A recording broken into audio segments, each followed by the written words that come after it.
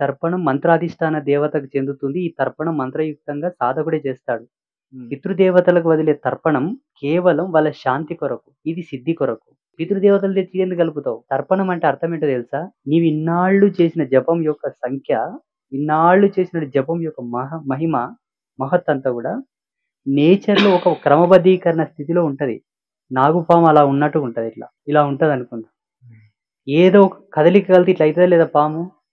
అవునా? అవును. ఈ తర్పణం అనేది ఏమైతదంటే, నీకుండేటటువంటి నిడివి, నీకుండేటటువంటి శ్రద్ధ, నీకుండేటటువంటి తాపము, నీకుండేటటువంటి అగ్రెసివిటీ అంటే కోపం, వీటన్నిటికి తర్పణం ద్వారా శాంతి చేకూరుతది. మంత్రంలో ఉండేటటువంటి ఆవరణాలన్నీ గూడా ఒక క్రమబద్ధీకరణకొస్తాయి. దీని తర్వాత మార్జనం గూడా ఉంటది. హ్మ్. అంటే మంత్రాభిషేకం అంటారు దాన్ని. హ్మ్. అది ఉపశాంతి, ప్రతిష్ఠ, పరిపూర్ణం. ఇవన్నీ అయిన తర్వాత వీటన్నిటితో కూడిన తర్వాత గూడా దానం గూడా ఇయ్యాల్సుంటది మళ్ళా. ఇవన్నీ గూడా అనుష్ఠానంలో ఒస్తాయి. తర్పణం డైలీ ఇవ్వదు.